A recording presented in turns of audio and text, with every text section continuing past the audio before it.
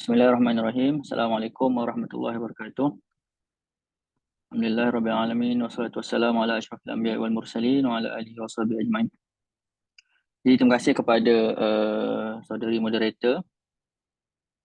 Okay, jadi saya share screen dulu.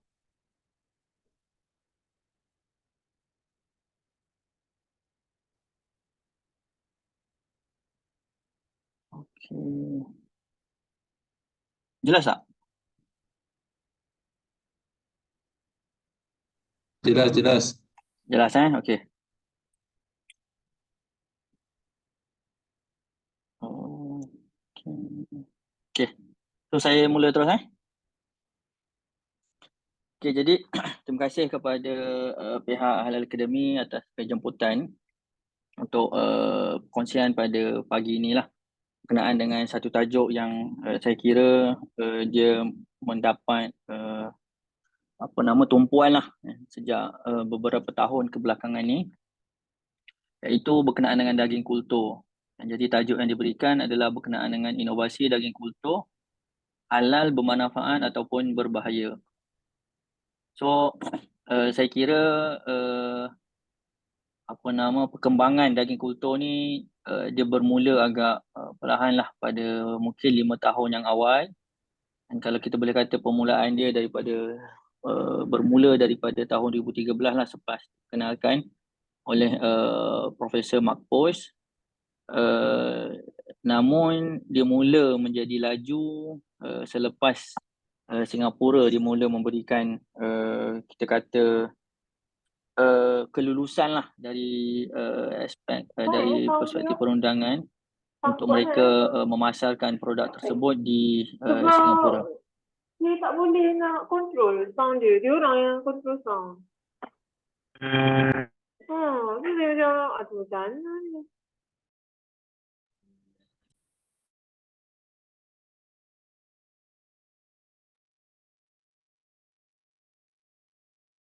Okey. Boleh saya mulakan? Saya teruskan? Boleh. Okey. Okey. Tak boleh nak. Saya tak nak control saya punya slide lah.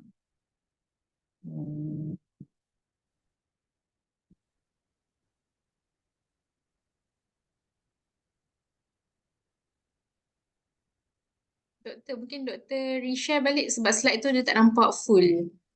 Oh ya ke? Alamak, sekejap Doktor Kalau cuba try to slide show balik sebab share tadi semula. tak nampak full. Okey, sekejap. Terima kasih doktor. Okey, sama. Okey, saya stop share dulu. Kemudian saya share semula. Saya tak biasa pakai Zoom ni. Tak apa. Saya siap. Okey, share. Okey.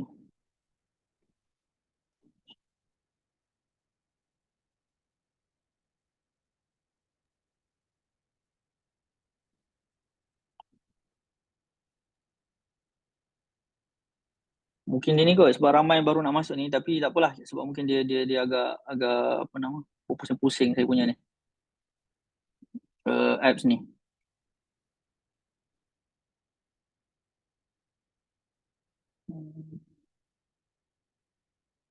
Saya tak boleh nak ni lah. Saya tak boleh control. Buat apa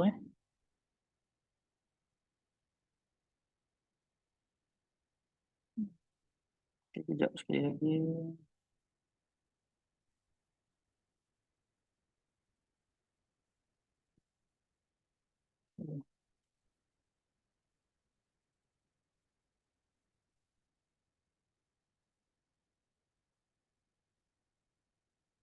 Ya, sebab saya tak boleh nak, bila saya masuk share screen ni saya tak boleh nak Sekejap sekali lagi. Okay, desktop. Okay, kita buat macam ni. Saya tak boleh nak control. Okay.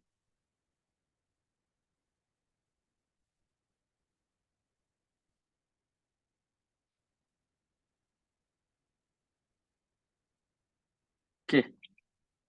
So saya mulakan dulu dengan saya punya, kita share pengalaman lah dulu berkenaan dengan bagaimana saya boleh terlibat dengan kajian daging kultur ni dari perspektif halal. So pertama sekali bila saya pulang daripada Mesir tahun 2013-2014 tu, sewaktu memilih tajuk untuk berkenaan dengan tajuk master.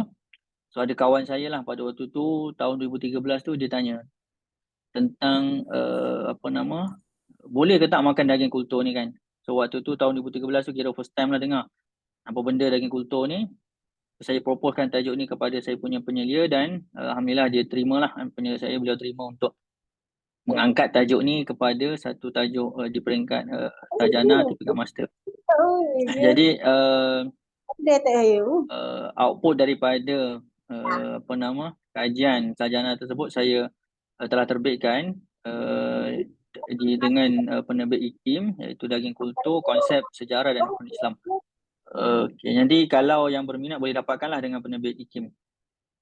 Kemudian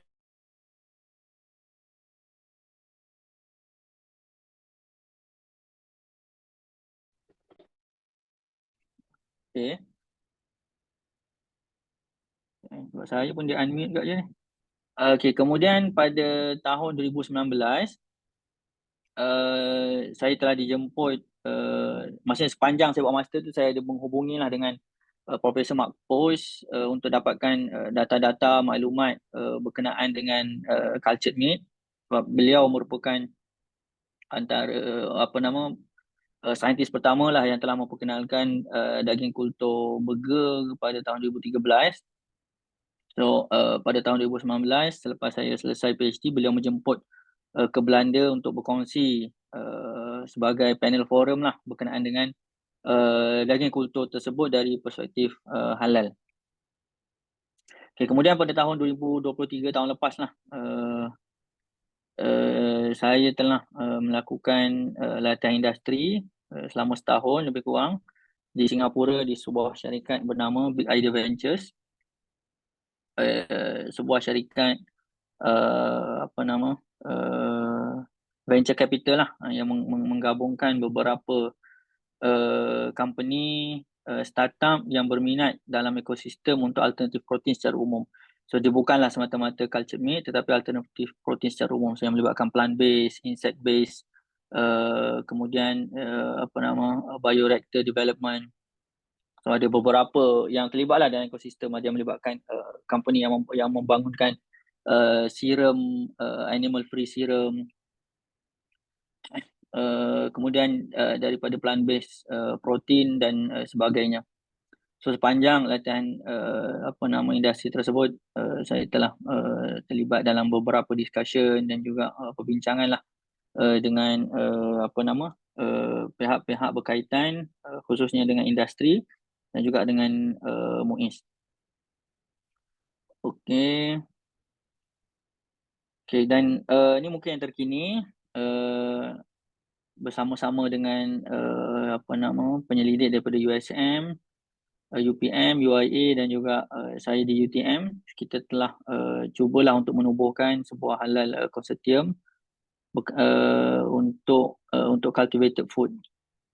Mungkin kita lebih kepada independen lah, mungkin kita tidak terlalu kajian kita akan bersifat general berkenaan dengan mungkin dari segi impact, kemudian dari segi research dan development kepada cultivated food, supaya kita tidak ketinggalan lah dalam penyelidikan berkenaan dengan cultivated food ini. Okay, so pertama sekali saya rasa ini mungkin secara umum lah bila kita bincang tentang hukum halal haram.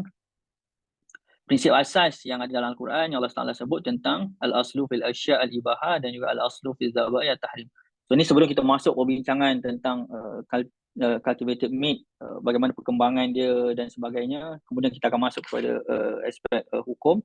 So ni saya letaklah sikit berkenaan dengan dua prinsip asas lah yang ada dalam Al-Quran, iaitu hukum asal bagi sesuatu makanan adalah harus selagi mana tidak dibuktikan sebaliknya, dan juga hukum asal bagi setiap haiwan yang wajib disembelih, maka hukum asalnya adalah haram melainkan kita buktikan bahawa dia telah disembelih. Nanti kita akan saya akan relate semula nanti di bahagian penghujung nanti. Okey, antara perkara pertama yang selalu dibincangkan berkenaan dengan cultured meat ataupun daging kultur ini adalah apa benda daging kultur tu, kan?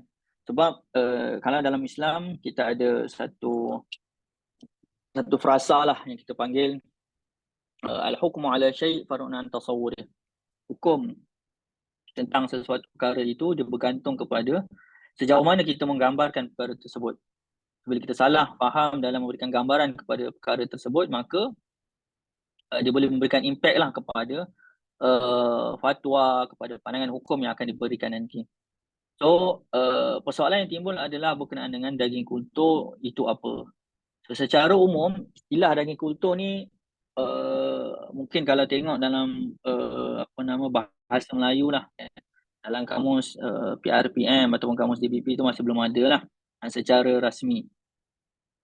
So, bila saya nak buat tajuk tersebut, saya pun mencarilah apakah istilah yang mungkin yang kita tak katalah satu istilah yang tepat, tetapi secara literal saya menggunakan istilah daging kultur itu adalah terjemahan kepada cultured meat yang digunakan pada waktu tersebut.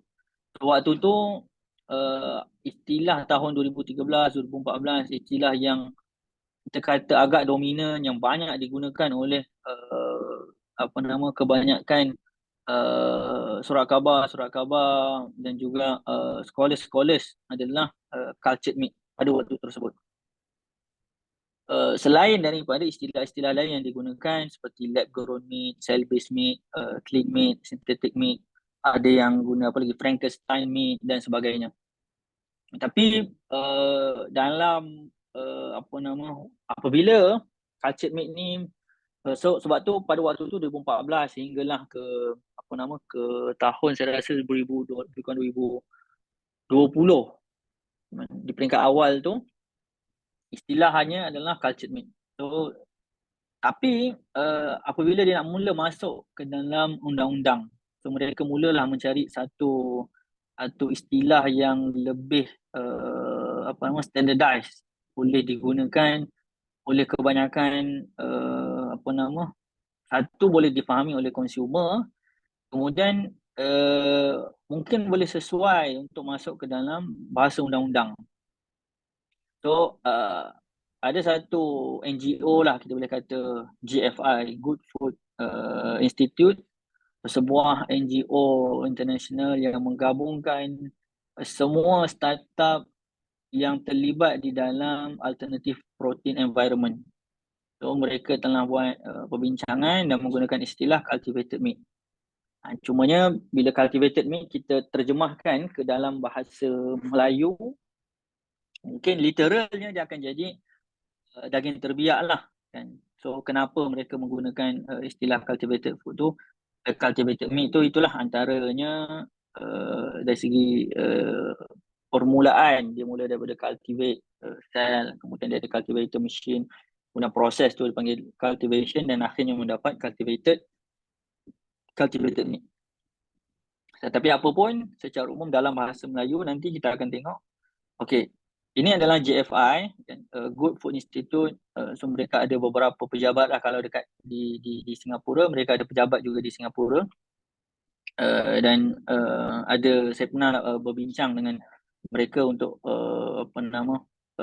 perbincangan berkenaan dengan, sebab mereka juga berminat tentang halal ini, sebab mereka tahu bahawa penggunaan ataupun market halal ini agak besar juga kalau boleh ditembusi oleh cultured meat ini.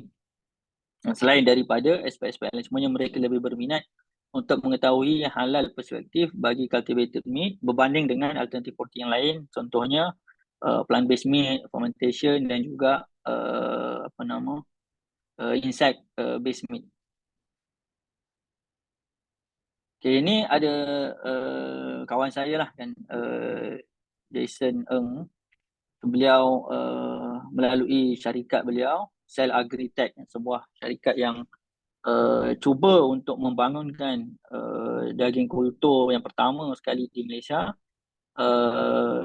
di Kulim. dan saya fahamkan mereka sudah dalam proses-proses yang bersama dengan kerajaan negeri lah, dan juga dengan JAKIM dan juga KKM dan sebagainya untuk proses penghasilan kilang tersebut di Kulim.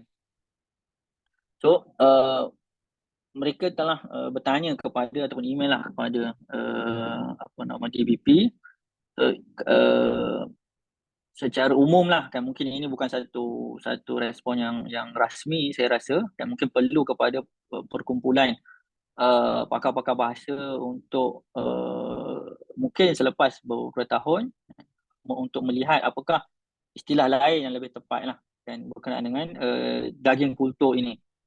So setakat respon yang diberikan oleh DBP adalah berkenaan dengan cultured meat lah. Dan saya pernah ada perbincang dengan beberapa tokoh atau pakar bahasa Melayu lah saya kira. So dia kata mungkin pada dia istilah kultur tu tidak tepat, dan wallahualam, tapi ini mungkin pada saya adalah mungkin DBP boleh berperanan jugalah kan sebelum daging tersebut masuk ke dalam pasaran mass market. Adalah eloknya kalau satu istilah yang kita kata menepati cita rasa kita sebagai rakyat Malaysia untuk menggunakan daging tersebut lah, ataupun untuk berinteraksi dengan daging kultur tersebut. Okay, dari segi sejarah, mungkin ini kita boleh patah balik lah. Sekiranya kita boleh patah balik dari segi idea pada tahun 1931, idea daripada Winston Churchill. Beliau mengatakan bahawa we shall escape the absurdity of growing a whole chicken in order to eat the breast or wing by growing this part separately under a suitable medium. So ini mungkin dari segi just idea lah yang dia dapat daripada yang dilontarkan lah oleh beliau. Kemudian idea tersebut ditinggal idea, kalau kita dari segi sejarah ada penulisan novel, kalau tak silap saya tahun 1940-an macam tu, dan ke 1950-an macam tu, yang memberikan idea tentang kewujudan satu mesin yang boleh menghasilkan daging lah sahaja tanpa perlu kepada peternakan haiwan. So itu novel, science fiction dan sebagainya, bukanlah satu perkara yang baru lah. Mungkin ada novel-novel yang lain, mungkin kita tak tahu dalam bahasa-bahasa yang lain, yang mungkin juga ada membincangkan tentang idea-idea yang macam ni, yang boleh dibuat kajian juga untuk di perspektif, di peringkat negara masing-masing.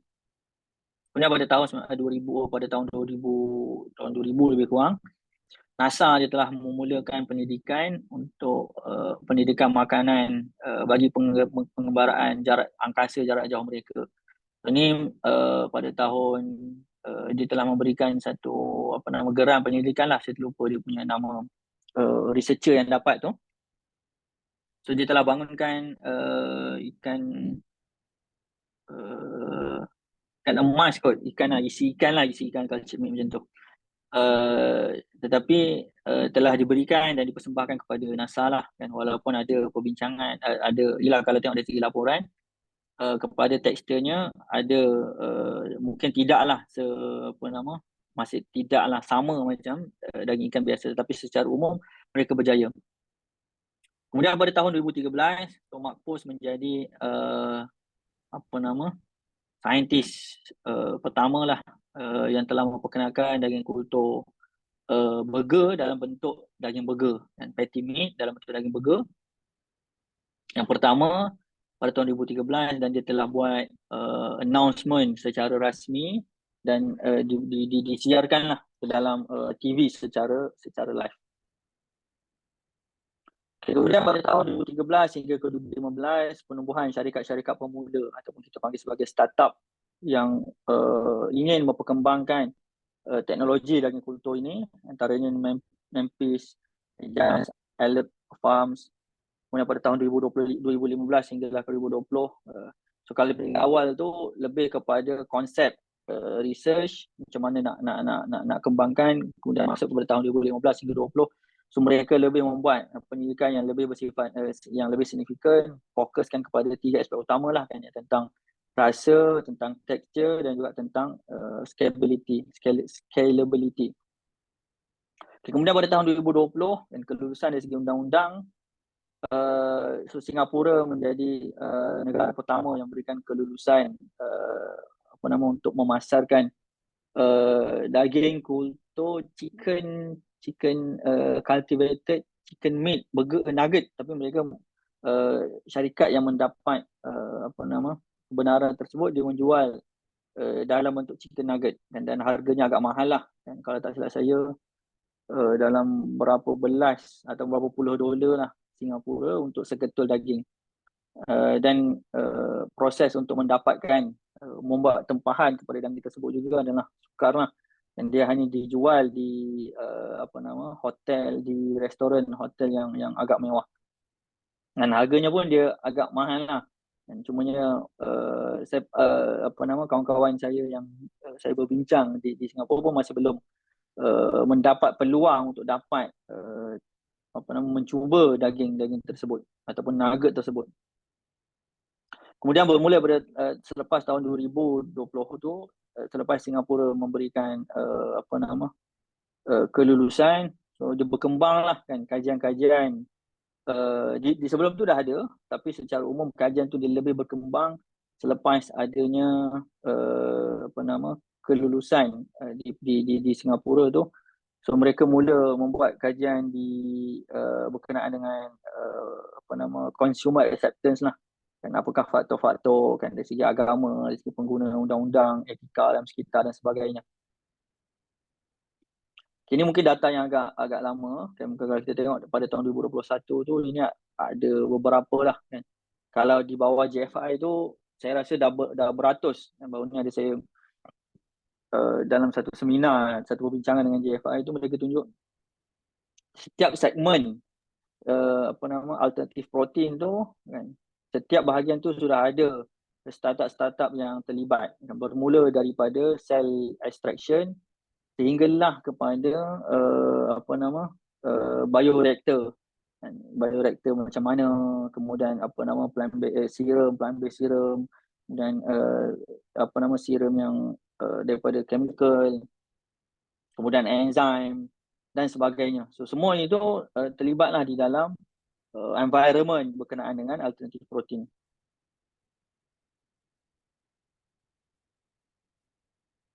Okay. So yang ni untuk yang terkini lah, tak ada yang terkini sangat. Cumanya ada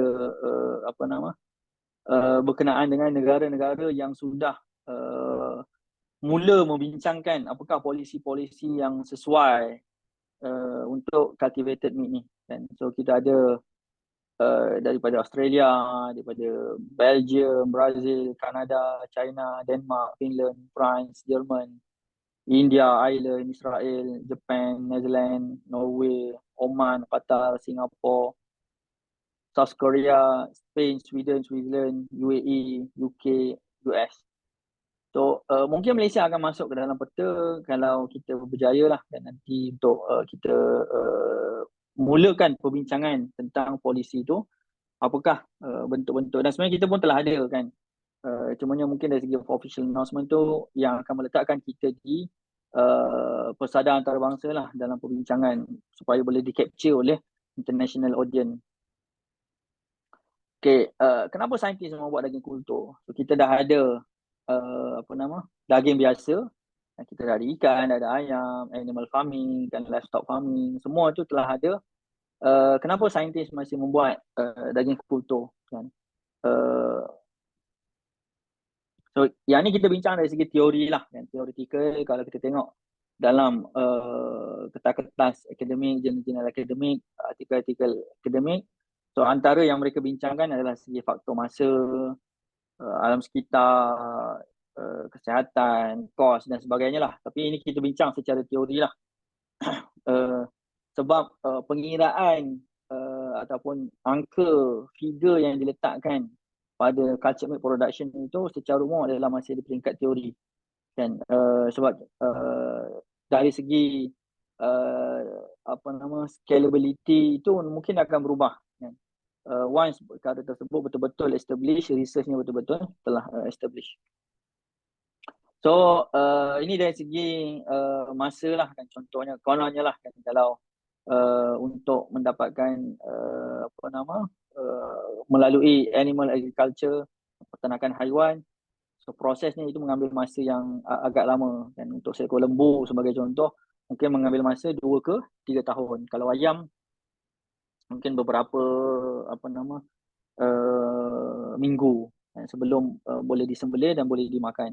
Tetapi secara teori melalui proses calculated meat ataupun cultured meat daging kultur ini, so mereka boleh membuat pada skala yang lebih pendek, pada tempoh masa yang lebih pendek untuk menghasilkan daging kultur. Kemudian dari segi alam sekitar, kan, mereka klaim mendakwa bahawa dia dapat mengurangkan pencemaran alam sekitar, penggunaan air, pencemaran air, boleh mengurangkan penggunaan tanah, kan? Sebab tempat yang digunakan itu lebih kecil, kan? Ada satu artikel tu dia meletakkan bahawa di setiap satu kampung cukup dengan ada satu bioreaktor yang besar pada skala yang berapa ribu liter lah, untuk memenuhi keperluan untuk 1,000 ke 2,000 orang penduduk kampung melalui bioreaktor tersebut. So ini kita bincang dari kerangka teori sahaja dulu, sebab macam saya sebut, pengiraan selepas produk itu ada, mungkin dia akan berbeza selepas produk itu berbanding dengan sebelum produk itu diwujudkan. Okay, ini dari segi masa. Okay, kemudian dari segi isu kesihatan juga, kan? So secara teori mereka mengatakan bahawa saintis nanti boleh menyusun kandungan gizi, kandungan vitamin, kan, kandungan kolesterol, lemak yang ada di dalam daging kultur. Mungkin sampai satu masa nanti kita akan ada satu mesin di rumah. Allah alam, kita pun tak tahu. Walaupun prosesnya masih panjang, tapi satu mesin yang ada di rumah yang kita boleh tekan dan kita boleh check je lah, kan, daging apa yang kita nak. Tapi kita kena ingat, idea-idea konsep macam ni bila nak dibawa kepada nak dipraktikkan dalam bentuk research yang lebih praktikal, kadang-kadang dia tidak boleh nak pergi pun, kan? Macam baru-baru ni ada ada satu orang CEO yang cuba membawakan idea satu mesin yang boleh check semua jenis kajian ataupun penentuan tentang sel darah. So dia satu mesin, dia boleh check semua jenis apa-apa yang berkaitan dengan darah, kan, gula ke apa ke lah, dan mendapat fund yang sangat banyak, dan kalau tak silap saya hampir 1 bilion. Dan akhirnya syarikat tersebut pun tidak mampu untuk expand, sebab dia tak boleh nak replicable, kan. Kadang-kadang hasil yang sangat berbeza untuk satu mesin dengan mesin yang lain. Sebab teorinya menarik, kan, untuk satu mesin yang boleh check semua masalah-masalah yang ada di dalam darah, tapi nak dibawa ke meja praktikal, dia tidak semudah yang dijangkakan. Jadi perkara yang sama juga secara teori kita boleh katalah dalam aspek daging kultur ini, kita boleh membayangkan ia ada, tetapi untuk sebuah company itu untuk boleh menghasilkan perkara tersebut, dia akan mengambilkan satu masa, satu tempoh research yang sangat panjang. Okay, kemudian dari segi penghasilan daging tanpa antibiotik dan isu penularan, pandemik, mungkin COVID tu sebagai contoh, kan, daripada haiwan dan dia berpindah kepada manusia. Dan kemudian aspek pencemaran, cross contamination di antara semasa daging itu dihasilkan lah, daging biasa. Kita bincang tentang daging biasa. So perkara tersebut boleh dielak kalau dah ada daging kultur. Kemudian dari segi isu etika, dan ini dari perspektif western perspektif lah, yang saya boleh kata, ataupun animal welfare punya perspektif yang contohnya bila saya pergi ke ke Belanda sewaktu sebagai ahli forum, dalam forum tersebut, ada seorang ahli panel tu daripada animal welfare activist. Bila dia pada dia cultured meat ini still tidak menepatilah pada dia kehendak animal welfare activist ni, sebab masih menggunakan single cell of animal. kan. So pada dia still melibatkan domination atau manipulation towards animal. Walaupun mungkin selepas tu serumnya itu adalah plant based serum, enzimnya, growth factornya, semuanya adalah plant based ataupun chemical based lah, kan, ataupun yang reprogram dan sebagainya.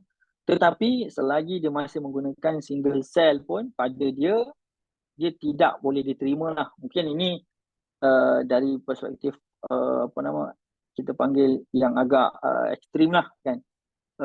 Cuma pada perspektif kita mungkin sebagai seorang Muslim, so haiwan tersebut kita makan, kita sembelih kerana ia sendiri adalah diciptakan untuk dimakan. Dan Allah Taala mengatakan bahawa dia telah menciptakan taskhir, kita panggil istilah sakhara lakumul syamsa wal ard, dan Allah Taala mentaskhirkan, menjadikan, memberikan kepada manusia itu untuk menggunakan sources yang ada di dalam bumi, makanan, haiwan dan sebagainya untuk dimakan. Cuma dari perspektif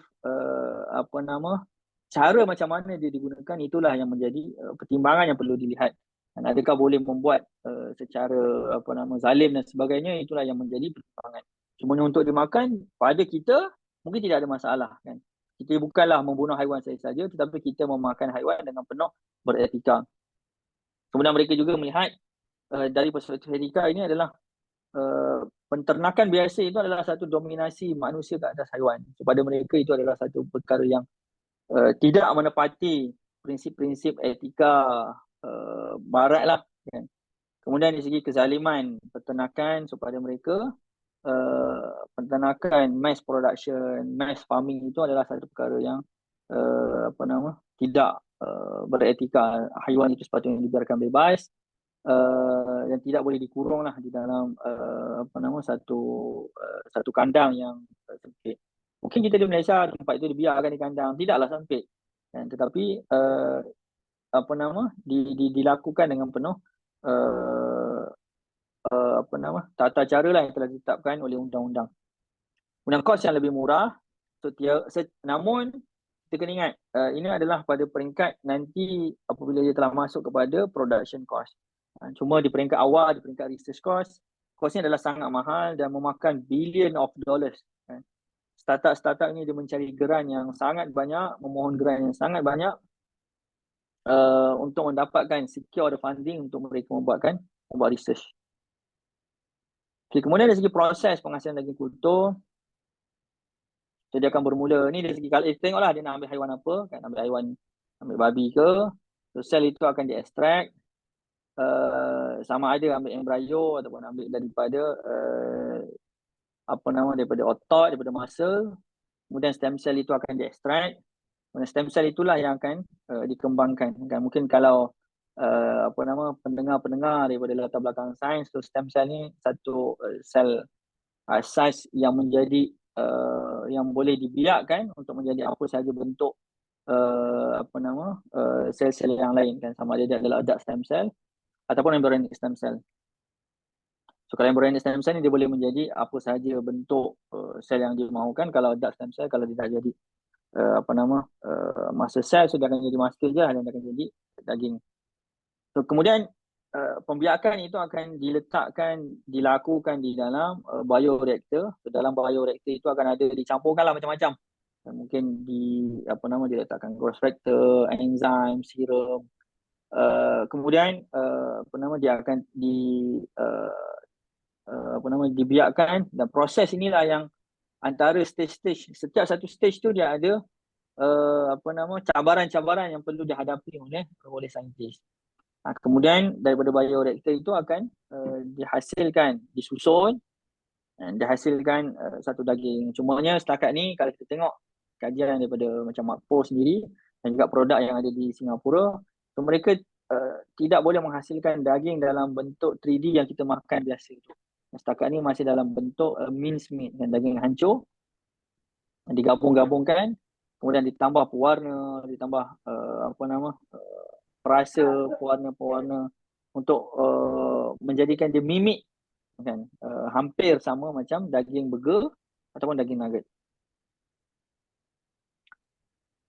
Okay, kemudian ni dari segi proses yang awal.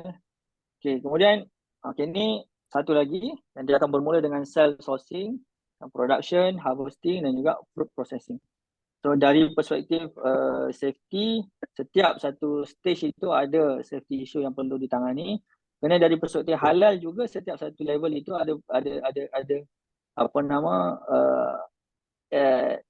pertimbangan halal, aspek halal yang perlu diambil berat. Contohnya macam melibatkan cell sourcing. Kan itu nanti kita akan bincanglah selepas ni. Bagaimana cara yang halal untuk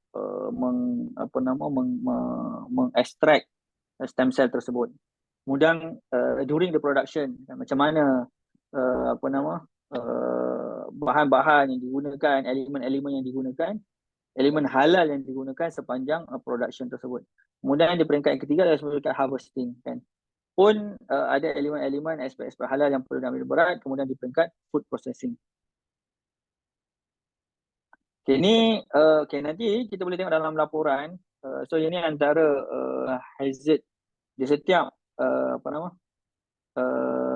level itu, cell sourcing, production, harvesting, food processing ni antara perkara-perkara yang perlu diambil berat lah, kan. Dia bukanlah nak kata benda ni confirm ada, tidak, tetapi berdasarkan perbincangan di peringkat di peringkat FAO, kan, so mereka telah mengeluarkan laporan, dan ini adalah perbincangan dengan technical panel, kan. Apakah kemungkinan kebarangkalian potensial yang mungkin berlaku sepanjang proses penghasilan daging kultur tersebut.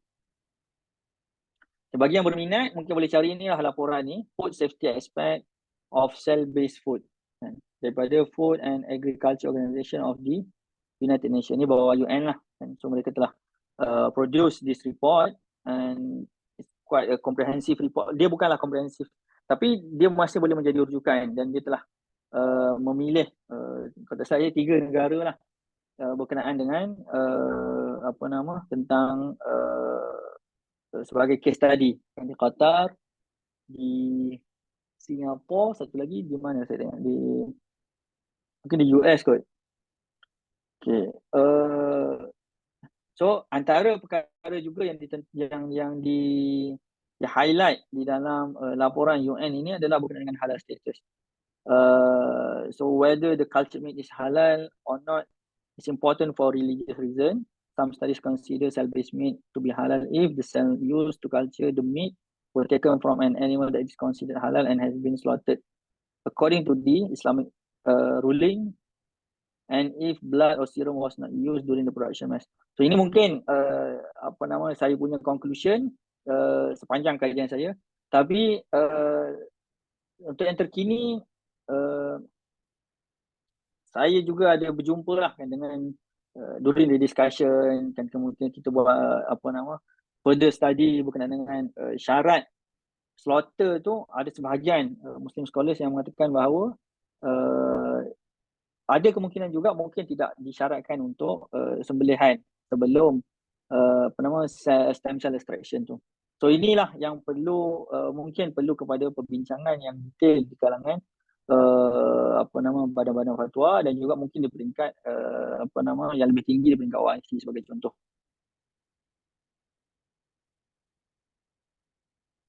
Okey, antara perkara yang penting juga adalah berkenaan dengan penerimaan consumer. Dan sebab apa? Sebab tidak ada guna kalau produk itu dibuat, dihasilkan, tetapi at the end consumer tak nak beli pun, tak nak consume pun. So macam saya sebut tadi tu, kajian-kajian tentang consumerism ini dia bermula dengan sangat laju daripada tahun 2018 sebenarnya, sehinggalah dah mula nampak lebih banyak adalah pada tahun 2020-an ke atas lah, kan, berkenaan dengan consumer acceptance. So banyaklah faktor-faktor yang mungkin dipertimbangkan sepanjang perbincangan researcher kepada responden mereka tentang bagaimana, apakah faktor yang menyebabkan konsumer itu boleh menerima atau mungkin ingin membeli perkara tersebut atau membeli daging kultur tersebut. So yang melibatkan awareness and knowledge, risk, benefit perception, ethical and environmental concerns, alternatives and availability, product properties, personal factors and emotion. So ni antara cabaran-cabaran lah ataupun faktor-faktor yang boleh memberi that influence the consumer untuk willing to buy the product. Tapi kita kena ingat bila melibatkan consumerism, kan, produk tersebut secara teori kita boleh kata sebagai market study itu mungkin dapatannya ataupun dapatannya nampak positif pada peringkat market study, peringkat perception, kan. Tetapi bila produk tersebut berada di market, akan ada faktor-faktor lain yang akan menyumbang kepada penerimaan masyarakat, penerimaan consumer terhadap produk tersebut. Okey, kemudian yang ni mungkin dari cabaran-cabaran lah saya boleh tengok secara umum. Okey. So antara perkara yang mungkin saya selalu tekankanlah dalam pembentangan saya sama ada peringkat dengan kawan-kawan ataupun di ceramah seminar akademik adalah berkenaan daging kultur ini dia akan datang apabila produk itu ada, adakah dia akan datang sebagai alternatif, pengganti ataupun dia akan menjadi satu pesaing kepada ataupun produk tambahan kepada produk yang dah ada di dalam market.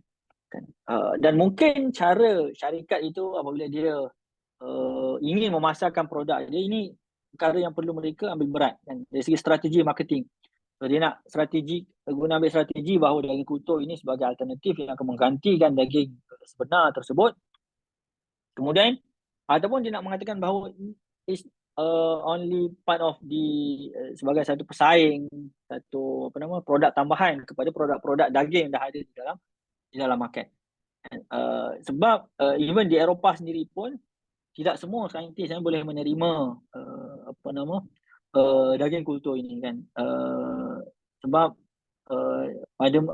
menerima dari perspektif kalau mengatakan bahawa daging kultur ini adalah daging sebagai contoh. Mereka ada sebahagian saintis tidak boleh menerima bahawa untuk mengiktiraf daging kultur ini sebagai daging. So, itu pun satu perkara yang perlu diambil kira lah mungkin kalau di peringkat perundangan. Sebab dalam meletakkan kategori kepada daging kultur ini sebagai apa. Okay, so kita dah bincang secara umum lah tentang latar belakang, kan. Kita panggil sebagai tasawur umum lah berkenaan dengan cultured meat. So kita akan masuk seterusnya berkenaan dengan dari perspektif hukum lah, kan. Okay, so dari perspektif awal tadi mungkin kalau satu nak yang menjawab tentang persoalan tentang keselamatan. Keselamatan ni kalau kita tengok dari segi dalam laporan, kalau boleh tuan-puan baca dalam laporan yang telah dikeluarkan oleh FAO tadi tu.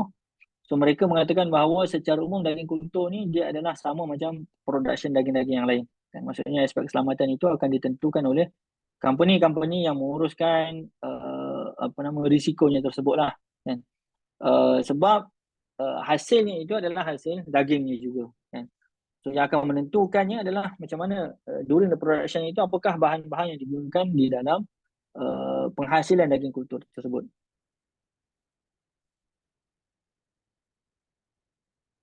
Okay, so bila saya mengumpulkan maklumat-maklumat, perbincangan researcher berkenaan dengan cultured meat ni, saya boleh pecahkan kepada perkara ataupun dalam rajah yang macam ni lah lebih kurang. So dia akan bermula dengan kita panggil sebagai teologi perspektif, perbincangan dari perspektif falsafah umum, kan. Pertama sekali dari segi maqasid syariah, consideration for cultured meat production, dan juga did cultured meat production alter God's creation of meat. Okay, dari perspektif maqasidnya, dan ini antara perkara yang ditekankan lah kalau kita tengok dalam fatwa yang diputuskan oleh MUIS nanti. Mereka menekankan tentang aspek maqasid syariah tentang cultured meat production. Sebab aspek sustainability dan juga aspek pencemaran alam sekitar itu yang kita tidak boleh nafikan, kan, antara sumbangan-sumbangan yang dibawa daripada penternakan haiwan, animal farming.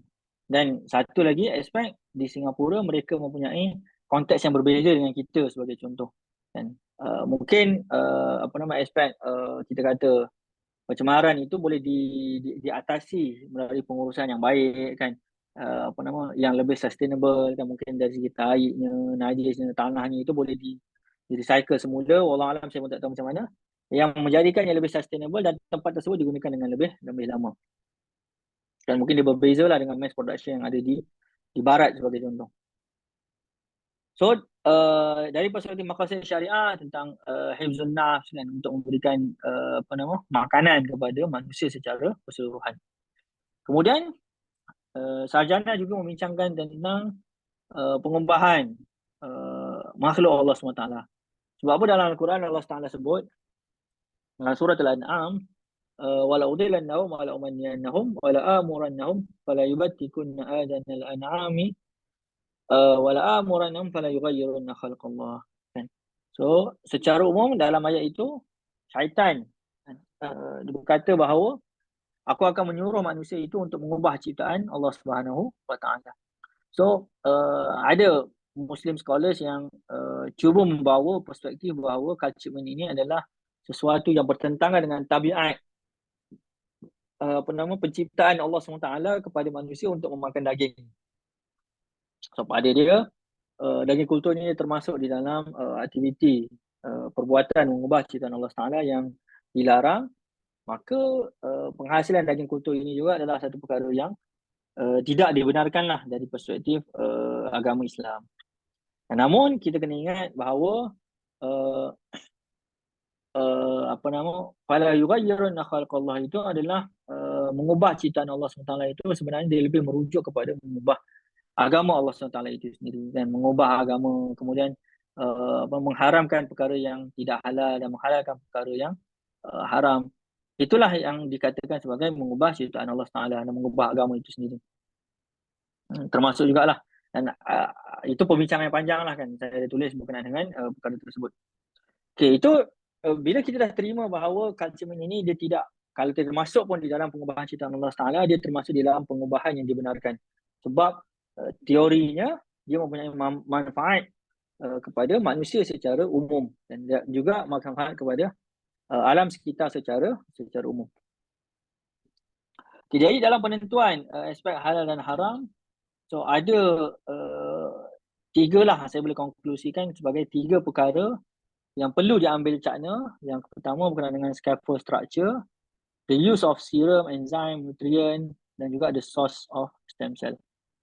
So kalau kita pergi yang pertama tentang sources of stem cell ni, nanti saya akan tunjukkan beberapa sources yang telah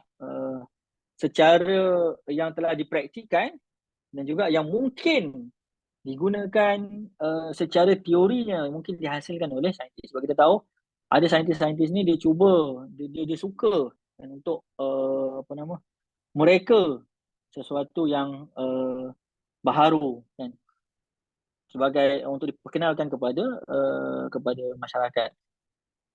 Kemudian dari segi scaffold structure, scaffold structure ni kalau dulu mungkin diguna gelatin kan, tetapi sekarang ni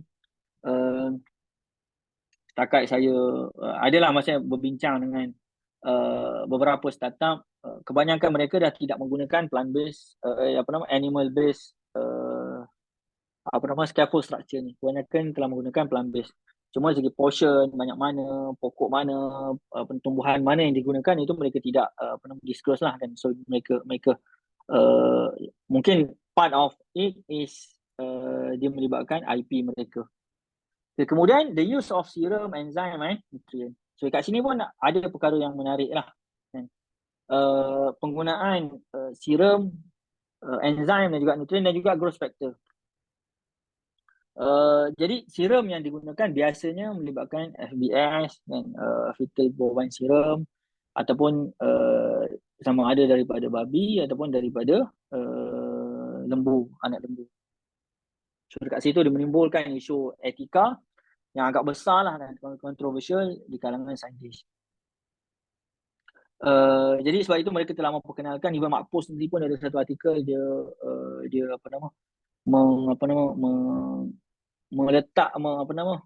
membuat pengiraan tentang apakah bahan-bahan yang sepatutnya ada di dalam solution untuk serum itu, chemicalnya apa, bahannya apa semualah, dan berapa percentage dan sebagainya yang sesuai untuk cultivated meat punya stem cell punya kembangan pembiakan.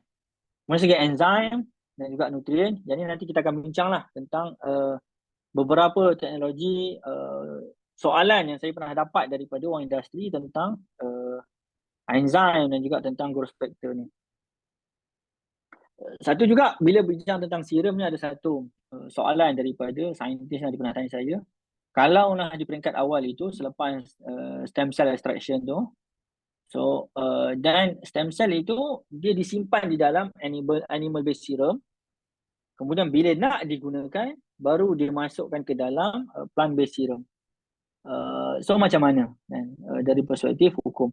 So, pada saya untuk pendetailan macam ni, sebab dia akan melibatkan elemen, mungkin kalau kita nak gunakan elemen istihala dan juga istilah pun boleh digunakan dalam perkara tersebut.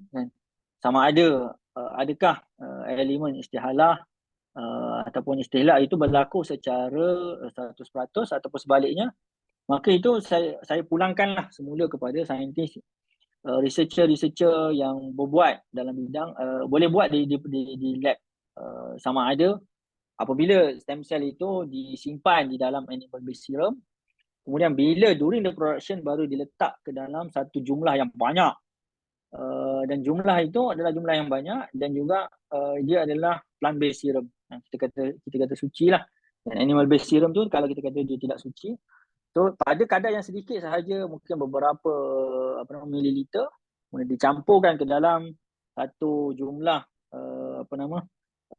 plant based serum yang agak besar, yang mungkin lebih daripada 2 kolah sebagai contoh, adakah boleh menggunakan elemen istihala ataupun elemen istilak di dalam proses tersebut kan? Ataupun kalau dalam menggunakan elemen mukasarah sebagai contoh, membanyakkan sampailah elemen najis itu dah tidak nampak, atau mungkin kalau buat test secara makmal pun dah memang tak nampak pun elemen najis tersebut. Okey, so antara perkara yang pada saya penting untuk kita tengok bila kita bincang tentang aspek halal. Sebab halal ini sebenarnya adalah salah satu bentuk penyelidikan hukum di dalam Islam. Kita dah 10.50. Kita nak berehat dulu ke macam mana? Amin.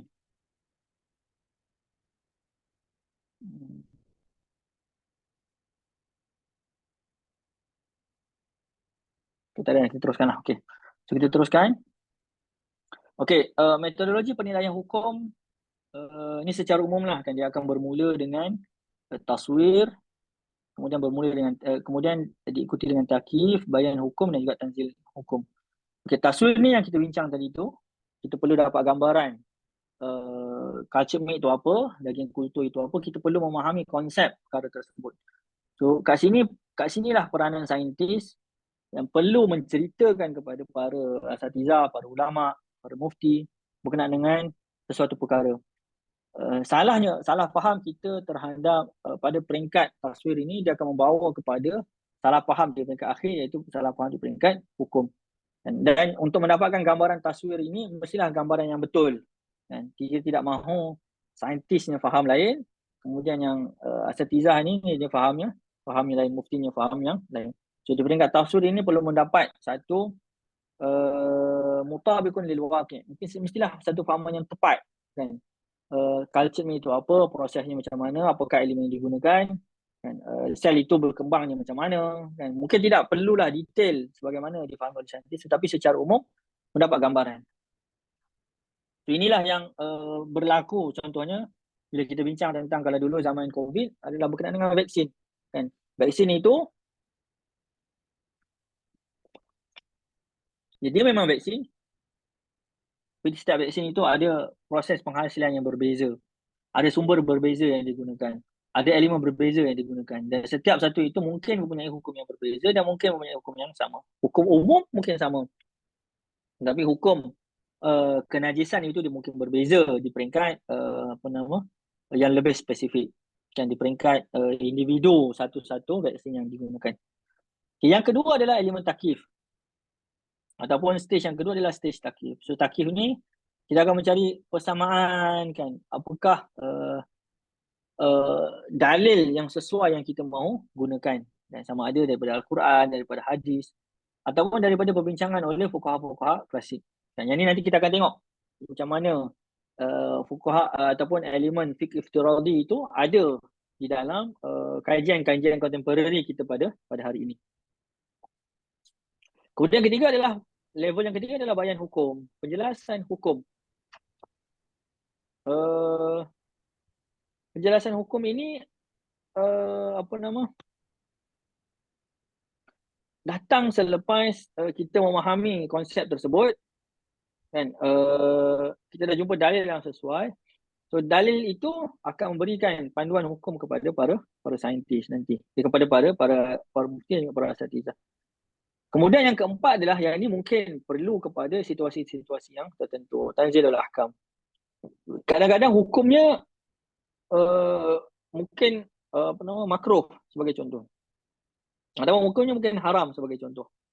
Tetapi bila nak tanzilul ahkam, nak diaplikasikan kepada masyarakat, nak tanzilul ahkam, nak diturunkan kepada situasi yang tertentu, hukumnya mungkin berubah.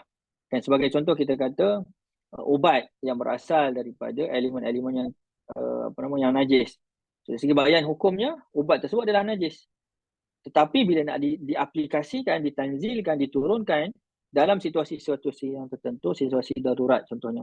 Situasi yang tidak ada alternatif lain sebagai contoh kan. Ataupun ubat yang lain, ubat alternatif itu tidaklah memberikan efek yang baik sebagaimana ubat yang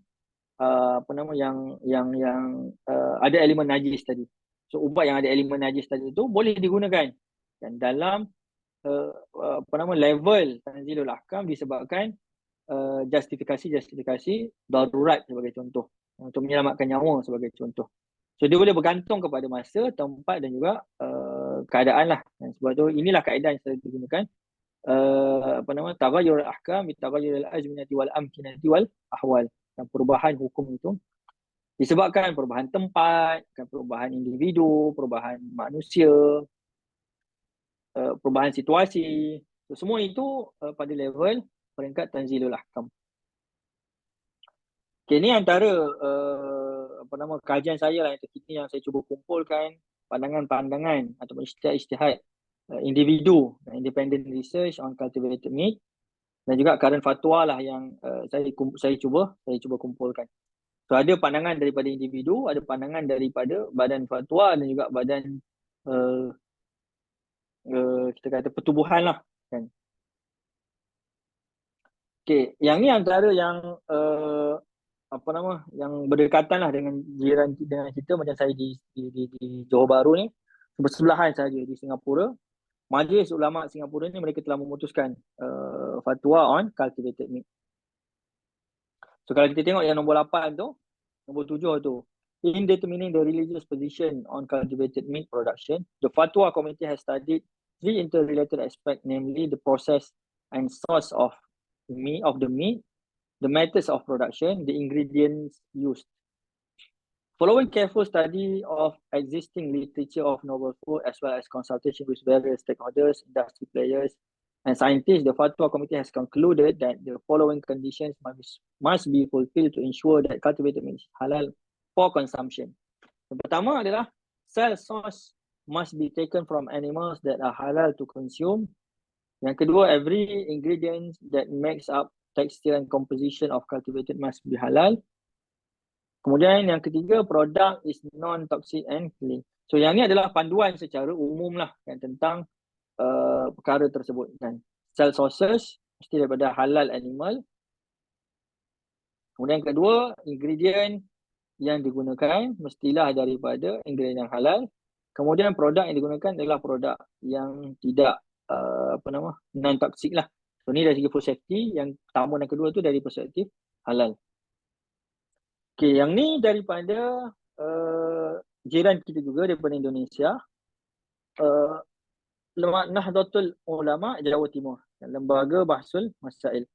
So soalannya adalah bagaimanakah hukum daging kultur yang diperoleh dari hasil kultur jaringan sebagaimana diuraikan di atas. So dia ada penguraian lah deskripsi masalah tu. So, hukumnya secara terperinci seperti berikut. Hukumnya haram bila sel yang dikultur berasal dari haiwan yang masih hidup. Alasannya kerana setiap sel jaringan atau bahagian tubuh yang diperoleh dari haiwan yang masih hidup adalah menempati hukum bangkai.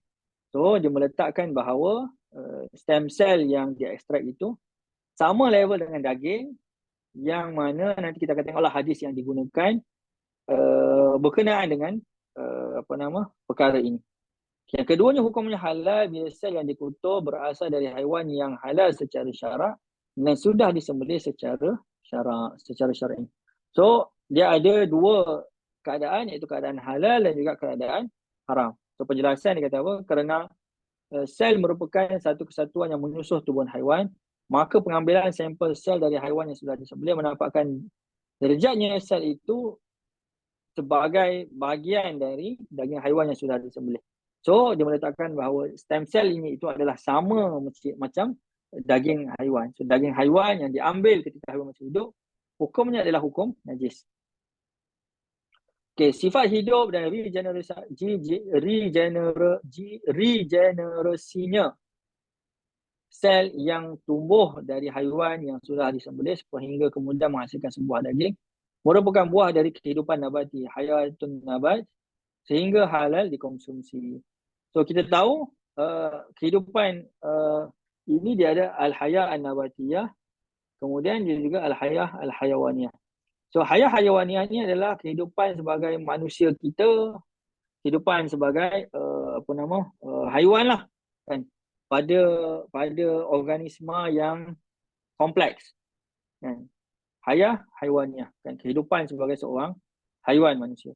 Tetapi apabila kehidupan itu pada perspektif daging sahaja, maka daging itu daripada hayah hayawaniyah yang berada di dalam badan haiwan itu, dia berpindah daripada hayah hayawaniyah itu kepada hayah nabatiyah. Hayah nabatiyah ini adalah satu kehidupan sebagaimana kehidupannya pokok kan? Yang tidak ada elemen-elemen nyawa yang ada di dalam di dalam pokok tersebut.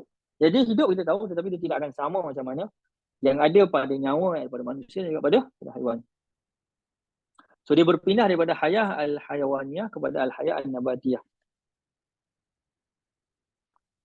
Okay. Kemudian yang seterusnya adalah ini daripada pejabat mufti wilayah tentang cultured meat.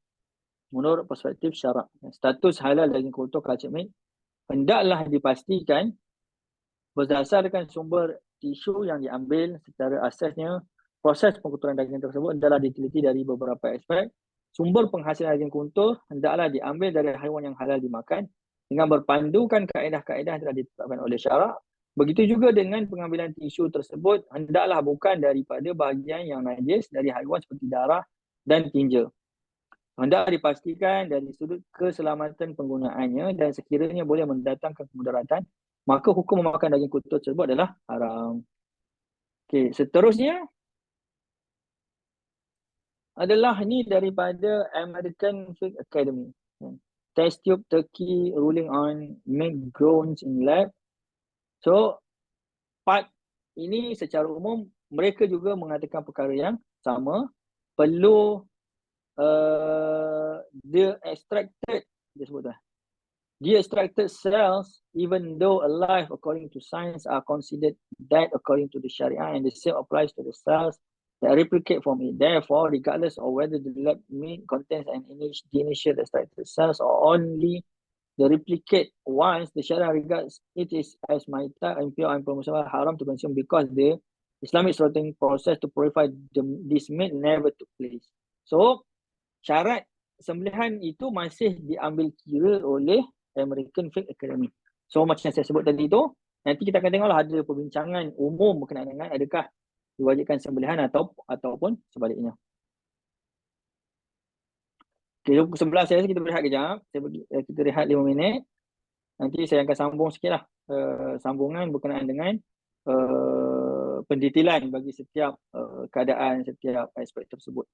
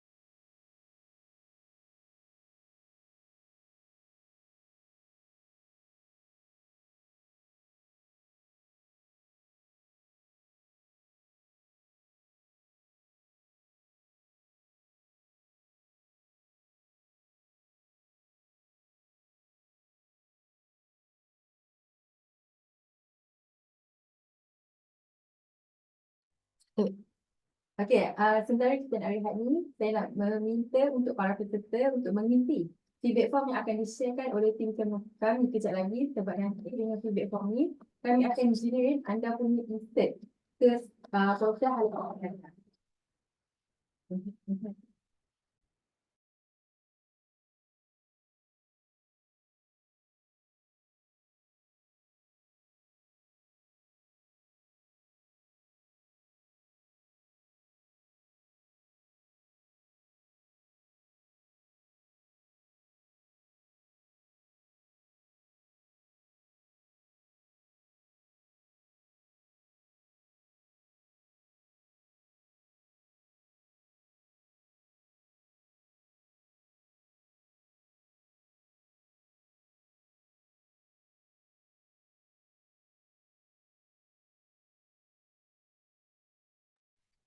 Okey, jadi semua dah dapat kan link feedback form. Okey, nanti link tu anda perlu isi sebab nanti kami akan check nama anda sama ada yang dah request ataupun yang dah isi feedback form tu supaya kami dapat approve kan anda punya insert. Okey?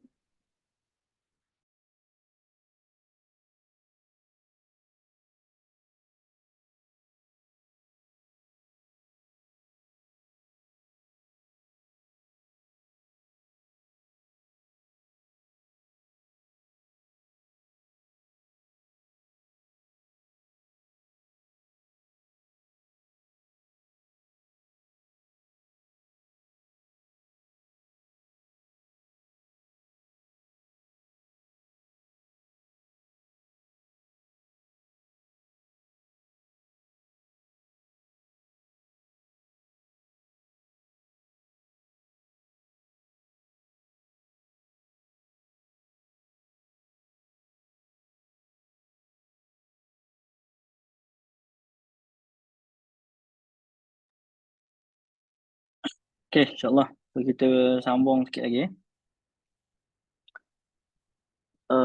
Okay. So, tadi kita dah berhenti kepada kita tengoklah sikit beberapa fatwa, saya rasa dalam 4 kot. Singapura, Indonesia, ni mufti wilayah dan juga mereka syarikat. Tapi kita kena ingat bahawa macam di Amerika Syarikat ni, dia bukanlah di bawah kerajaan sana lah. Cumanya ada beberapa ulama yang berkumpul dan mereka menubuhkan akademi dan memberikan pandangan fatwa di sana lah. Okay. So kita akan tengok 3 aspek ni berkenaan dengan scaffold structure, serum, nutrient, enzyme, growth factor dan juga stem cell process. So ni antara 3 aspek yang antara pertimbangan lah nanti. Ni kita bincang tentang dari perspektif halal secara umum. Adapun dari perspektif halal certification, yang tu mungkin akan datang lebih detail lah selepas tu. Dan halal certification, mungkin syarat-syarat, aspek-aspek food safety tu akan lebih diambil berat. Bagaimana kalau kita tengok dalam perbincangan dengan FDA dan perbincangan di FAO, dalam laporan technical panel mereka itu agak detail lah, dan apakah aspek-aspek food safety yang perlu diambil kira, kan. Di Eropah sebagai contoh, kan. Cumanya kalau kita tengok yang ironinya, Carchman ini dikembangkan di Eropah dan di Belanda, tetapi dari segi perbincangan ataupun undang-undangnya dikembangkan ataupun lebih diterima di luar daripada Eropah, di Amerika Syarikat, di Singapura sebagai contoh. Okey. So ni dari segi perspektif penggunaan elemen najis ataupun non halal elemen sepanjang proses pengkotoran. So Allah Taala sebut apa? Hurrimat 'alaikumul maitatu wad-damu wa lahmul khinzir wa ma uhilla li ghairillahi. Dan diharamkan ke atas kamu segala jenis bangkai, darah, daging khinzir dan apa sahaja yang disembelih bukan untuk Allah SWT. So maitah itu nanti kita akan tengok apakah yang menjadikan sesuatu daging itu dikira sebagai bangkai, daging bangkai. Okey, jadi kita boleh kata bahawa penggunaan struktur perancah ataupun scaffold structure, serum, nutrient, enzyme dan faktor penggalak, growth factor, berasaskan tumbuhan ataupun nabati boleh menjadi faktor kepada daging kultur halal. Okey, ini dari segi persoalan lah nanti. Ini masa saya ada satu company daripada Jepun, kan. Startup ni saya tengok dalam seminar yang mana. So dia tanya, apakah status halal kalau faktor penggalak, growth factor, khinzir yang dihasilkan daripada yeast yang telah diprogram daripada DNA khinzir. So growth factor tu dihasilkan oleh yeast. Kita tahu yeast ni yeast lah, dia bukan daripada haiwan. So yeast ni dia diprogramkan, dia punya genetik dia, DNA dia tu untuk sama macam DNA babi untuk dia menghasilkan growth factor. So yang ni mungkin kalau pendetailannya saya rasa ini kita kena tanya saintis lah, kan. So saya pun tak dapatlah gambaran, masih belum dapat gambaran secara spesifik macam mana perkara tersebut dilakukan lah, dan mungkin memerlukan masa yang agak lama jugalah untuk kita faham, untuk kita berbincang dan sebagainya. So dia akan ada 2 situasi nanti. So, jika DNA itu diambil daripada khinzir dan ditanam di dalam yeast. So, kita ambil DNA khinzir, kemudian kita tanam dalam yeast. Untuk yeast itu menghasilkan growth factor yang sama macam babi. Dan yang kedua adalah DNA yang disusun. So DNA yeast tu nanti akan susun balik sama macam DNA babi. Proses ni nampak macam kita sebut ni macam senang lah, tapi sebenarnya bukanlah semudah yang kita sangka. Tapi ini dari segi teorinya lah kita bincang. Bisa bincang, dia kata ini teorinya macam ni. So zaman sekarang ni tidak ada apa yang mustahil, kan. Okay, so bila saya tengok dalam perbincangan ulama klasik, dia ada beberapa perbincangan tentang al-mutawallid baina adami wa mughallazah. Antara Ibn Hajar al-Haythami disebut, dia kata apa? Annal adamiyya al-mutawallida baina adamiyyin aw adamiyatin wa mughallazatin lahu hukmul mughallaz fi sa'iri ahkamihi. Jika manusia dilahirkan daripada persenyawaan manusia dengan haiwan mughallazah, maka dia akan mengambilkan hukum mughallazah dalam seluruh hukumnya. Maksudnya dia menjadi najis. Kemudian disebut lagi al-mutawallidu baina kalbin wa adamiyyin ala suratil kalbi fanajisun. Anak yang lahir daripada persenyawaan anjing dan manusia dalam rupa paras anjing, maka dia adalah najis. So, kita boleh buat kesimpulan bahawa dua kenyataan di atas ni daripada Ibn Hajar Al-Haythami, dia kata bahawa hukum anak yang dilahirkan nanti bergantung kepada sumber, kepada asalnya. Dan itu ibu bapa anak tersebutlah, bukan melihat kepada rupa paras selepas dilahirkan.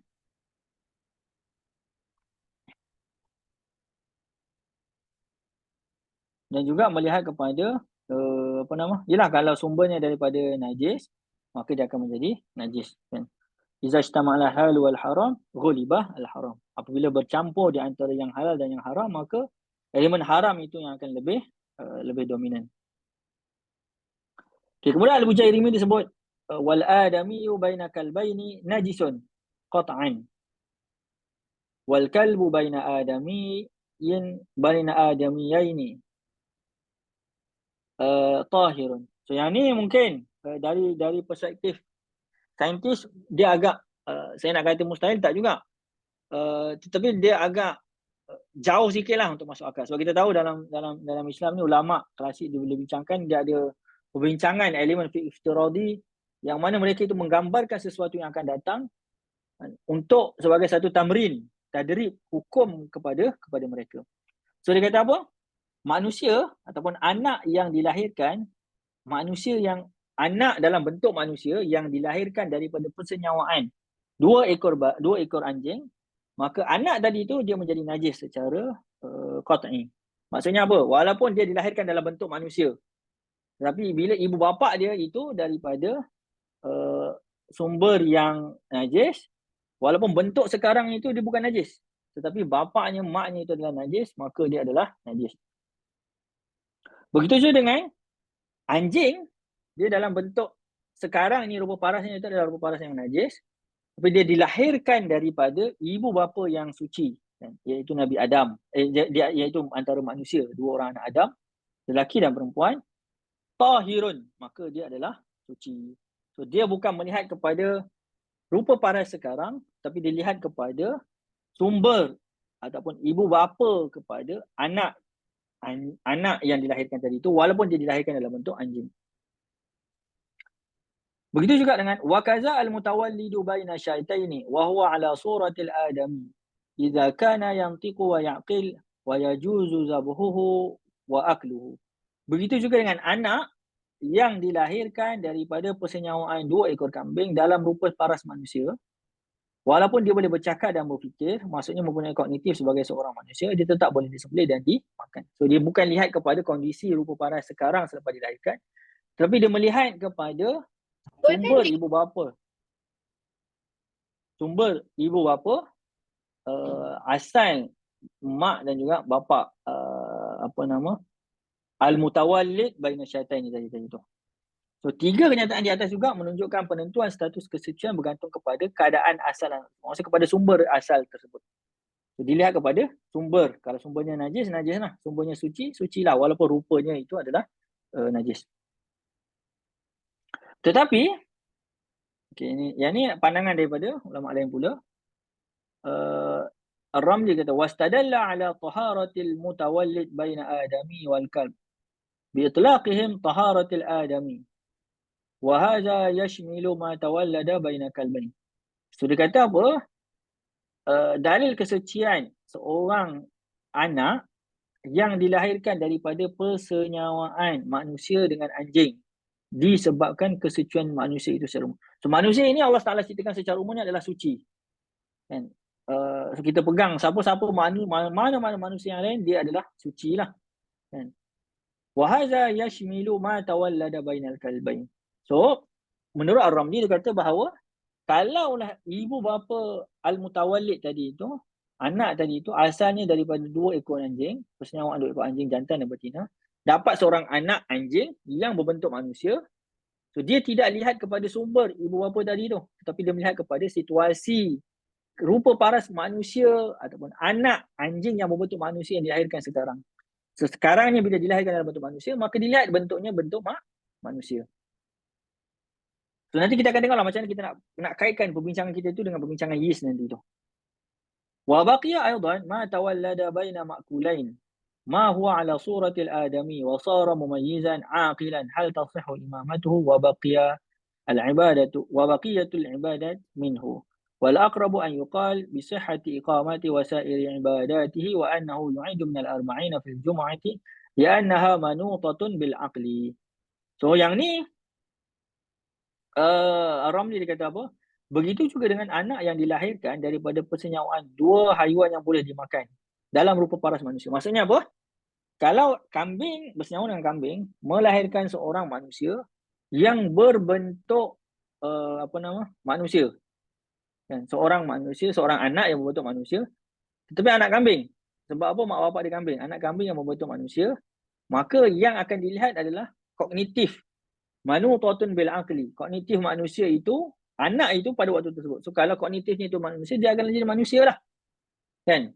Dan dia dikira sebagai termasuk di kalangan 40 orang yang solat yang dikira solat Jumaat itulah. Maksudnya dia adalah manusia. Dia regardless of siapa sahaja mak bapak dia, walaupun mak bapak dia daripada 2 ekor kambing atau mak bapak dia daripada 2 ekor anjing, maka yang dilihat adalah pada situasi selepas dia dilahirkan, situasi terkini.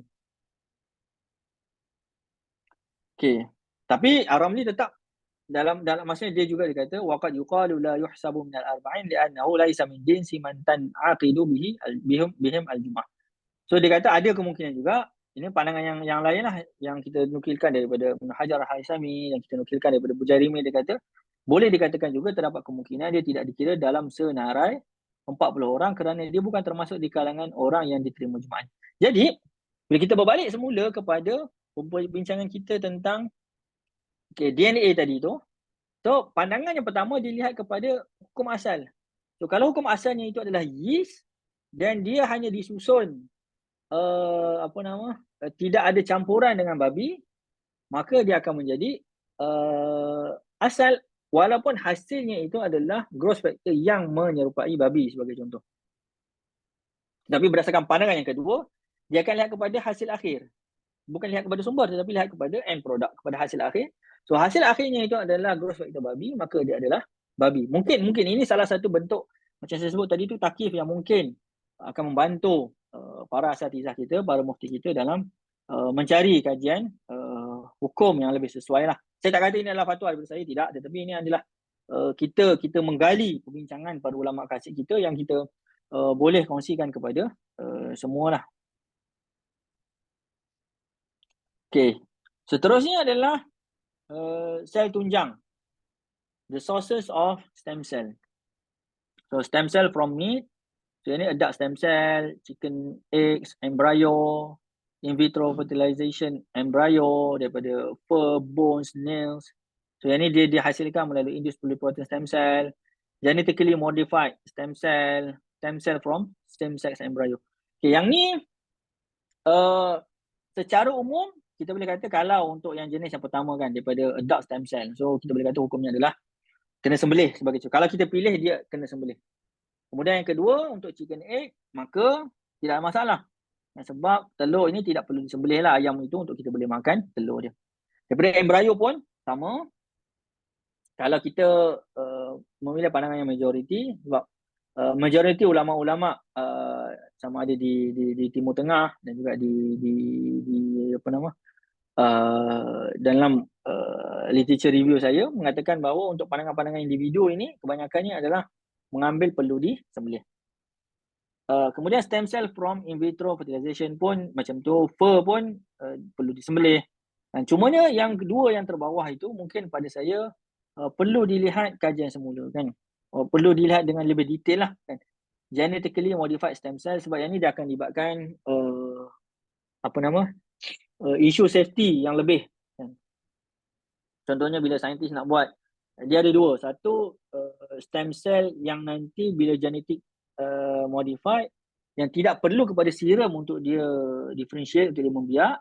Satu lagi stem cell itu sendiri yang boleh develop dia punya serum sendiri untuk dia berkembang.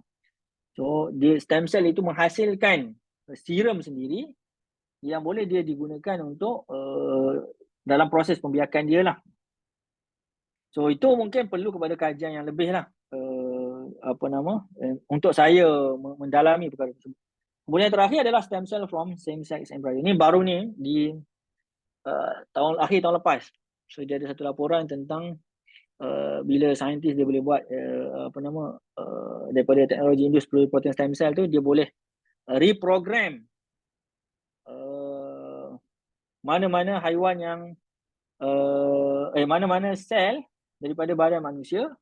Contohnya kita boleh reprogram untuk menghasilkan ovum. Kemudian daripada perempuan, dia boleh direprogram stem cellnya untuk menghasilkan sperm. Wallah alam, saya pun tak pasti macam mana secara detailnya. Mungkin saya perlu juga kepada kajian yang lebih mendalam untuk saya faham bagaimana proses itu betul-betul dilakukan. Tapi secara umum laporan dalam akhbar ni katanya macam tu. Ini untuk manusia. So kalau untuk manusia, dia adalah satu inisiatif, satu alternatif lah kepada golongan-golongan LGBT sebagai contoh, untuk mereka mendapatkan anak daripada benih sendiri, walaupun sesama jantina. Kalau pasangan lesbian mungkin tak ada masalah lah kan, sebab ada rahim salah seorang tu untuk mereka mengandung. Cuma kalau pasangan lelaki mungkin dia kena ambil tumpang. So secara umum kita boleh kata bahawa kalau digunakan untuk manusia, dalam Islam kita boleh kata haramlah perkara tersebut. Cuma bila digunakan dalam haiwan, kan, adakah dia akan memberikan impact dari perspektif halal sebagai contoh, kan? So dia ada benih ovum betina daripada kambing betina. Kemudian kambing betina yang lain pula diambil dia punya stem cell dia, kemudian di-induce, di-reprogram untuk menjadikan sperm, dan digabungkan dua tadi itu untuk menghasilkan satu kambing ataupun satu stem cell, satu embryonic stem cell yang akan digunakan untuk menghasilkan cultured meat. So adakah ada implikasi halal di situ? Wallahualam. Sebab macam kita sebut tadi tu, bila kita bincangkan tentang hukum hakam fiqh, dia hanya terkait dengan al-amaliyah kepada hukum amali kepada manusia. Dia tidak memberikan impact kepada haiwan. Dan kita tahu ada organisma ni yang boleh berubah-ubah jantinanya. So adakah dengan perkara tersebut, situasi tersebut, dia akan memberikan impact kepada pertimbangan halal ataupun tidak? Itu memerlukan kepada satu kajian lanjut lah, kan. Mungkin kalau ada di kalangan pendengar yang merupakan saintis yang boleh berkolaborasi, yang boleh menceritakan kepada saya macam mana proses itu dilakukan, so kita boleh mungkin come out dengan satu guideline lah, kan. Mungkin kan kita boleh cari juga dalam kitab-kitab turas, kitab-kitab klasik yang mungkin ulama pernah berbincang tentang perkara tersebut. Okay, ini dari segi takhir tentang stem cell daripada zat stem cell, kan. Nabi SAW sebut, ma quti'a minal bahimati wa hiya hayyah fa hiya maitah. Mana-mana daging kultur yang dihasilkan daripada sumber haiwan yang belum disembelih adalah tidak halal. So yang ni apabila dalam hadis Nabi SAW sebut kata apa? Ma quti'a minal bahiyah. Mana-mana anggota badan haiwan yang terputus daripada haiwan ketika dia masih hidup, maka dia adalah bangkai. Sebab apa? Sebab zaman Nabi SAW ada di kalangan orang Arab yang mengambil lemak daripada bonggol unta ketika unta tersebut masih hidup. Dan lemak di dalam bonggol unta itu diambil, dikeluarkan, kemudian digunakan untuk makan ketika unta tersebut masih hidup. Jadi Nabi SAW sebagai respon kepada perbuatan tersebut, Nabi SAW kata apa? Ma quti'a minal bahimah wa hiya hayyah fa hiya maitah. Jadi daripada hadis ini, dengan konteks ataupun kita boleh kata sababul wurud kepada hadis tersebut, ada sebahagian Muslim scholars yang saya interview, mereka mengatakan bahawa larangan potong ini sebab dia memberikan sakit kepada haiwan. So bila tidak memberikan sakit kepada haiwan, maka larangan tersebut tidak terpakai dan tidak memberikan impact pun kepada daging yang digunakan. So kalau stem cell yang diambil berdasarkan pandangan daripada scholars tu, kalau diambil daripada proses biopsi yang tidak sakit, sebagai contoh suntikan ke, injek ke dan sebagainya, so dan tidak memberikan sakit kepada haiwan, maka dia boleh mungkin memberikan kesan kepada daging itu tidak perlu, boleh menjadi halal walaupun tidak melibatkan sembelihan. Tetapi secara umum macam saya sebut, kebanyakan fatwa-fatwa individu daripada ulama-ulama di Timur Tengah dan juga di Eropah, mereka lebih prefer bahawa dia disembelih. Okay, so ini sebut tadi, namun terdapat pandangan yang mengatakan bahawa tidak disyaratkan sembelihan sebelum sel tunjang diekstrak kerana ia berbeza dengan daging. Okay, kemudian, ini pun sama. Ini saya cuba timbulkan persoalan. Apakah sebab haiwan itu mesti disembelih sebelum dimakan? So bila dalam syariat Islam bahawa haiwan itu perlu disembelih. Kenapa haiwan tersebut disembelih? So dia disembelih dengan sebab haiwan tersebut itu arahan itu bersifat ma'qulatul ma'na ataupun ghaira ma'qulatul ma'na. Kan yang boleh diketahui rahsia, yang kita boleh cari apakah sebab, apakah hikmahnya, ataupun kita perlu terima sahaja sembelihan tersebut tanpa kita lihat pun kepada kenapa arahan sembelihan itu diberikan oleh Allah SWT. Okey, so kalau kita lihat dari segi jenis yang pertama, jika suruhan untuk menyembelih haiwan dikira sebagai jenis satu, maka kita boleh mencari hikmah dan sebab kenapa kita perlu sembelih haiwan. Kan? Jika jenis satu biasanya melibatkan urusan keduniaan dan juga urusan muamalat. Dan urusan keduniaan dan urusan muamalat. Contohnya bila Allah Taala suruh kita wa halallahu al-bai' wa harrama riba, dan Allah Taala menghalalkan jual beli dan mengharamkan riba. Sebab apa? Sebab pada riba itu ada elemen zalim sebagai contoh, kan? Ataupun jual beli sesuatu yang tidak wujud, kan? Kenapa tidak boleh? Sebab ada elemen gharar dekat situ, kan? Boleh berlaku penipuan dan sebagainya. So hikmah itu kita boleh fikir. So apa sahaja jual beli yang ada elemen gharar, jual beli yang ada elemen kezaliman sebagai contoh, ketidakpastian sebagai contoh, dia boleh membawa kepada hukum haram jual beli tersebut. So ini melibatkan urusan keduniaan urusan muamalat. Jadi sebahagian pihak mengatakan bahawa sembelihan dapat meningkatkan kualiti daging berbanding dengan haiwan yang tidak disembelih, disebabkan darah mengalir keluar dari badan haiwan dengan lebih cepat melalui sembelihan. Namun kita kena ingat taklil ini dia bukanlah datang daripada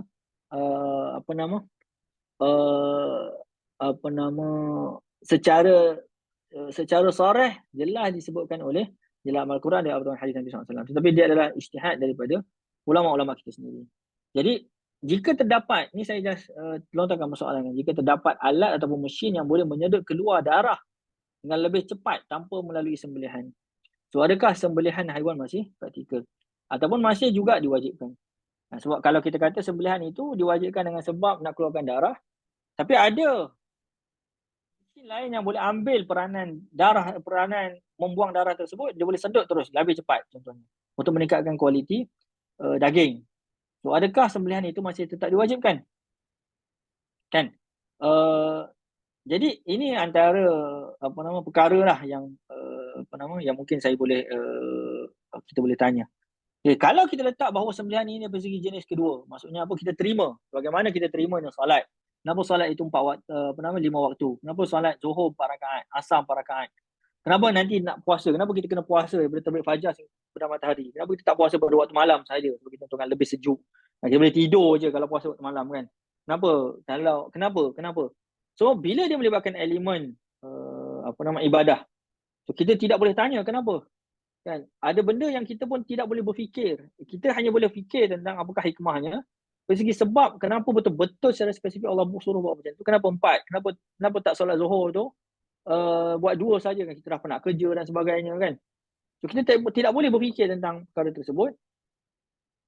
So itu mungkin kalau kita letak sembelihan pada jenis yang kedua, kan? So kita hanya, kalau kita letak sembelihan pada jenis yang kedua, maka kita perlu menerima sahajalah arahan sembelihan itu tanpa kita banyak tanya. Maka perkara yang sama juga terpakai dalam daging kultur. So sebab daging kultur ni tidak menyebabkan darah yang mengalir, tetapi adakah dia termasuk di dalam kewajipan untuk kita sembelih yang kita perlu patuh tanpa kita ada pertanyaan lah tentang perkara tersebut. Kini saya cuba ringkaskan lah, kan. The norm condition of everything is permissible halal. Kemudian al-aslu fil al-hayawanat al-bahriyah, ni salah typo ni. Al-ibahah, the norm condition of marine animal is permissible. Al-aslu fil zabah ya tahrim, dan hukum asal bagi sembelihan itu adalah haram. Al-aslu fil madar at-tahrim, hukum asal bagi setiap perkara yang memudaratkan itu adalah haram. Okay, so stem cell from meat and adult stem cell dan juga embryonic stem cell, adakah dia nak masuk hukum kaedah yang mana? Adakah pada kaedah al-aslu fil asya' al-ibahah, ataupun kaedah yang kedua al-aslu fil zabah ya tahrim. So kalau kita letak dia pada jenis yang pertama, maka dia tidak perlu disembelih. Kalau kita letak pada jenis yang kedua, maka dia perlu disembelih. Okay, stem cell from chicken egg, yang ni saya rasa jelas. Kita ambil pada yang pertama, iaitu al-aslu fil asya' al-ibahah. Okay, stem cell from marine animal pun sama, tidak perlu disembelih. Dan al-aslu fil hayawan al-bahriyah al-ibahah. Okay, stem cell from in vitro fertilization. So adakah dia nak letak di bawah kaedah al-aslu fil asya' al-ibahah, ataupun dia nak masuk bawah kaedah al-aslu fil zabaih at-tahrim. So kalau daripada in vitro fertilization, embryo proses itu perlu diambil daripada, kalau kita letak pada jenis yang pertama, tidak perlu disembelih. Kalau letak pada jenis yang kedua, maka dia perlu disembelih. Stem cell daripada tulang, daripada bulu, daripada kuku, yang akan melalui proses IPS, induced pluripotent stem cell, pun sama. Kan, sama ada perlu disembelih ataupun tidak. So kalau kita menggunakan kaedah yang pertama, dia akan letak bawah kaedah al-aslu fil asya' al-ibahah. Kalau kaedah yang kedua al-aslu fil zabaih at-tahrim. Okay, kemudian genetically modified stem cell. So yang ni mungkin dia akan ada elemen safety. Dan sebab bila genetic modified ni akan ada elemen safety yang mungkin akan diambil kira dalam ketika pertimbangan dalam penentuan hukum nanti. Kemudian stem cell from same sex embryo ni yang tadi kita dah bincang. So dia boleh letak pada jenis yang pertama, kita letak bawah al-aslu fil asya' al-ibahah. Maksudnya benda tu boleh je, cuma tinggal kita kena sembelih ataupun al-aslu fil zabah ya tahrim. Dan juga yang ketiga mungkin dari segi aspek mudarat lah, kan, aspek safety yang boleh ditengok. Okay, so mungkin kita pun nak habis. So yang ni yang bahagian akhir-akhir lah. Pengecualian kepada hidupan laut, sebab di dalam hadis Nabi SAW sebut huwa tuhur ma'uhu al-hillu maitatuhu, kan, dia merujuk kepada air laut itu suci. Kemudian bangkainya juga adalah suci. So kalau dekat Singapura, dan kalau company yang namanya Shiok Meat, so dia pernah buat prototype untuk prawn cultured meat, so dihasilkan daripada hidupan laut lah. Okay, sel tunjang daripada telur ayam, dan ini saya rasa kita dah tengok tadi lah, so tak ada isu. Sel tunjang daripada embryo pun sama, dan zakatul janin, zakatul ummihi perlu kepada sembelihan. Kalau kita lihat, kalau kita tengok kepada sumber sel tunjang, kan, iaitu daripada sebagai daging lah, dikira sebagai daging. Okay, ni pada saya antara yang terkini lah kalau tengok dari segi publication itu pada bulan Februari 2024. Rice grains integrated with animal cells, a shortcut to a sustainable food system. So dia letakkan stem cell tu, cultured meat tu dalam beras. Kan, dia letak cultured meat tu dalam beras. Kemudian beras tu dalamnya itu ada daging terus dah, kan? Daging terus. So dia ada protein dalam tu terus dengan ada daging lah. So nak buat goreng ke apa ke tak tahulah, kan, macam mana pun dia akan jadi satu perkara yang menarik lah, kan, untuk dikaji. Dan kalau kita tengok kajian-kajian menarik lah untuk kita untuk dilihat. Ini yang terakhir, why research and understanding the process are so important? Can we only rely on the end product?